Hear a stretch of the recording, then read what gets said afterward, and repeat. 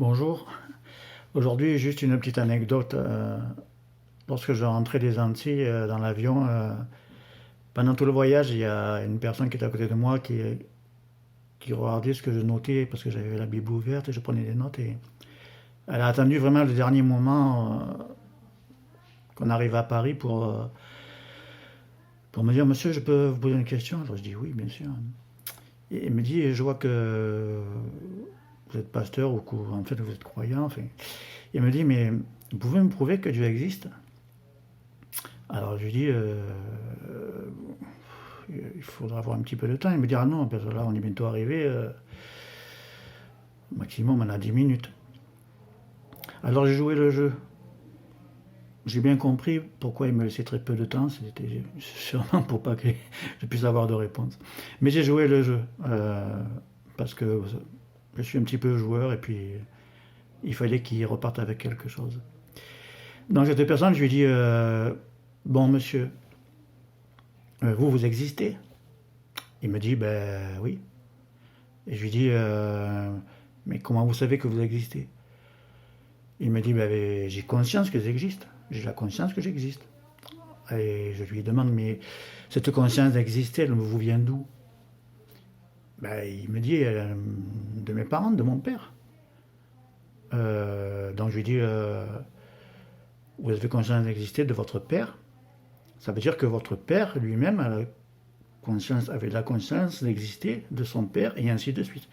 Donc si on remonte jusqu'au premier homme, qui avait la conscience d'exister, il n'a pas pu l'avoir du hasard, ni d'un singe, donc il a eu la conscience d'exister de Dieu. Donc Dieu existe. J'ai dit voilà, ça a duré 2 minutes, vous avez le temps de boire un café avant qu'on atterrisse. Voilà.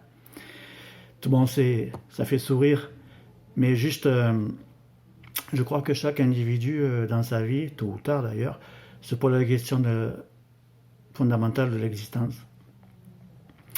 Et il appartient, et c'est la responsabilité de chacun, de chercher, d'avoir une réponse à cette question, de chercher la vérité, de chercher l'origine de tout. Parce que la vie ici est courte et l'éternité est éternelle. Donc ça vaut le coup quand même d'investir un petit peu de son temps, de sa raison, que lorsque cette question en soi arrive, cette question fondamentale de l'existence, pourquoi je suis là, pourquoi le monde existe, eh bien qu'on puisse au moins avoir la démarche honnête et sincère de cœur de chercher. Ensuite,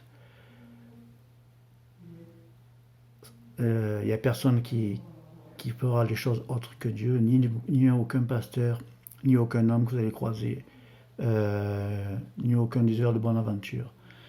Il s'agit d'une responsabilité individuelle de rechercher la vérité sur nos origines, du pourquoi on est là et où on va.